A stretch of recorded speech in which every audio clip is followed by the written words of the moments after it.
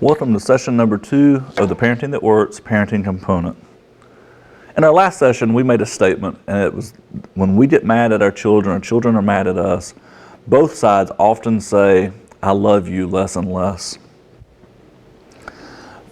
On that line of thinking, we need to ask ourselves as parents, when we get in an argument with our child, before long, it's usually one side yelling at the other and the other side yelling back. If not on the outside, we're yelling on the inside. But what messages do we send when we yell at our children? That we're angry. But another message we may send, the child is not good enough. That may be the way the child interprets that answer. And we need to think about what are the other ways messages we send, what other things are they thinking when we're yelling at our children. And unfortunately, especially as children become teenagers, those encounters happen more frequently, especially with strong-willed children, than many of us would like. So I want you to think about those parent-teen confrontations. And if you don't have a teenager yet, you can go back to your childhood. As parents, what do we expect from those confrontations? In working with parents for a bunch of years, most of my parents have told me that they expect to be yelled at. They expect to be ignored. They expect to be disrespected. They expect eye rolling. The interesting thing about my career is I've been able to work with parents for a lot of years, but I've also been able to work with teenagers for a lot of years. And when I ask them the same question, what do they expect from these confrontations? Guess what? They tell me they expect to be yelled at. They tell me they expect to not be listened to, not to be heard. I've even heard they expect eye rolling. And then I go back to those parents that I've worked with for years, and I ask, well, what would you like to have as a result of a parent-teen confrontation? And it's always the exact opposite. I want to be listened to. I want to be respected. I want to have a calm conversation. And again, I've worked a lot of years with teenagers and children, so I ask them, what would you like? And guess what? They want the exact same things that their parents want. Which leads to the question, if we want the same thing, why is there a problem? And the answer to that question is fairly easy, or simple. Kids are driven by emotion, and adults are driven by logic and reason. So if you asked a teenager, say a teenager does some crazy stunt, and you ask this teenager, what were you thinking? Why were you hanging out the window riding down the road? If they'd hit a bump or they'd hit the brakes, you'd have been out on the pavement, head injuries, all this type of stuff. And the child's response is generally, when you ask, what were you thinking? Why were you doing that? And that's what we're thinking. What were you thinking? I saw some friends in the parking lot, and I thought that they would think it would be funny if I was waving at them, hanging out the window. No, you could have died. Why did you do that? It sounded like a fun idea at the time. Kids are driven by emotion. We as adults are driven by reason. And unfortunately, when we ask them a question and they give us an emotional response, and they don't listen to our logic and reason because they're emotional little creatures, an argument usually ensues.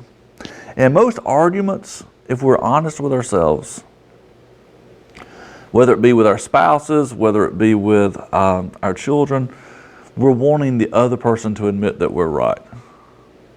And strong-willed children rarely do that. So you can argue all day, they're not going to give you the satisfaction of saying you're right. Even if they realize halfway through the conversation that you may be right, rarely are they going to admit it. So when we know we don't have to have a confrontation with our kid, let's say they've missed a curfew, or they've gotten in trouble at school, and you've got a phone call from the teacher or the principal that day, and you know you don't have to have this conversation, and you know it's probably going to be emotional. One of the things I recommend, or several of the things I recommend to you to do, is to consider thinking through your strategy. When is a good time to talk to my child? I always laugh if you have an older teenager and alcohol's an issue. As soon as they get home under the influence of alcohol, it's probably not the best time to have this conversation with your child. Why? They may not even remember it the next morning, or if you have it anyway, you may want to make sure it's on a tile floor. May not be the best time. Or if you're really, really, really super angry about any behavior, that may not be the best time. We may need to take a little bit of time for you to calm down before you talk to your child. One of the things I recommend for parents to do is develop an outline. Teenagers especially are great at arguing. I've always joked that if I ever needed a lawyer, and I'd probably hire a teenager because they can argue for 3 hours and never repeat themselves. Develop an outline, because teenagers love to get you off task. They would love to get you off track. And in emotional moments, that's easy to do. Again, all they have to do is give you an emotional answer to when you're wanting reason and logic, and often arguments ensue. So develop an outline. What do you want to say? Choose a good location. And I suggest choosing a neutral, private location. Choose a location that is the most conducive for having a conversation. And it needs to be a neutral location. Not the child's bedroom, if you're a mom, not your kitchen, but some neutral location in the house. Minimize interruptions. And that might be if you have other children, come up with some place for them to be or something else for them to do. Turn off the cell phones, turn off the TV, minimize interruptions. And one of the suggestions I always encourage parents, especially as your kids get older, prepare for the worst. Because if they start talking, you never know what else they could have done or have been doing that you're not aware of. And you need to prepare yourself for the worst. Now, as you develop your outline, one of the things I recommend you to do is to always begin with I love. I love you very much. And I love you more than anything in the world. Begin your outline by telling your child that you love them. Then tell your child what you're seeing. I see that you're missing school a lot. I got this note. I got that phone call from the teacher. Said you've missed X number of days. So I see that you're missing school a lot, and I know I'm dropping you off at school. I feel very disrespected. Then tell your child how you feel. I feel very disrespected, and I feel very scared because I don't know where you're at on these days when I thought you were at school.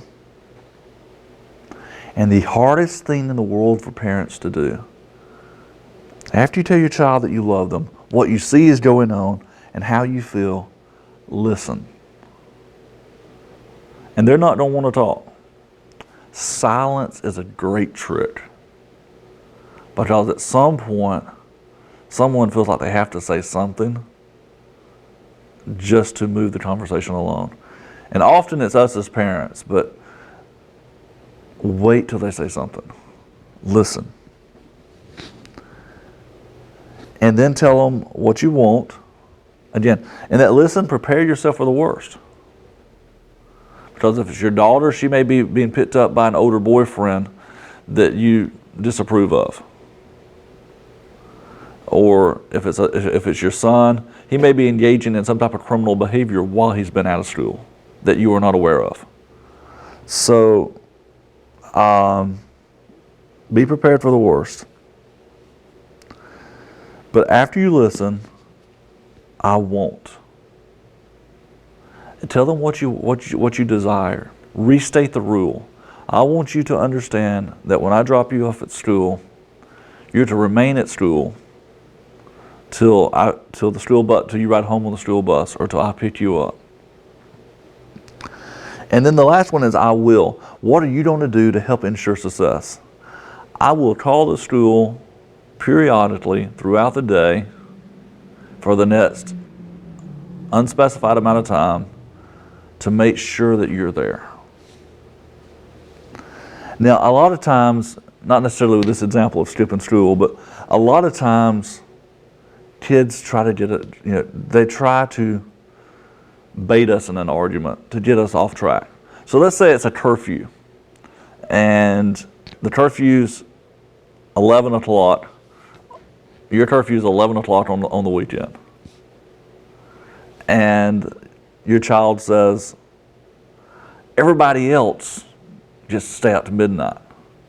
Here's two great words, nevertheless and regardless.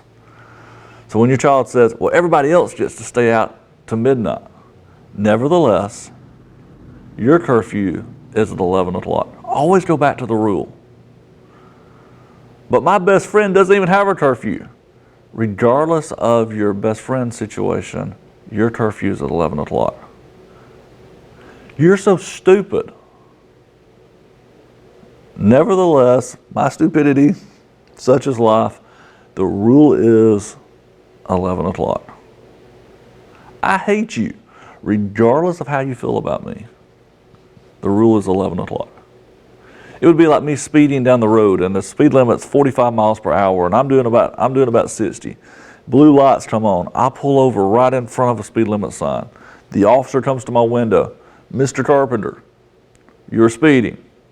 Come on, officer. Everybody else is going 60 miles an hour. I'm just doing the flow of traffic. He points at the sign. Nevertheless, the speed limit is 45. My car can't even go 45 miles per hour. It idles at 45.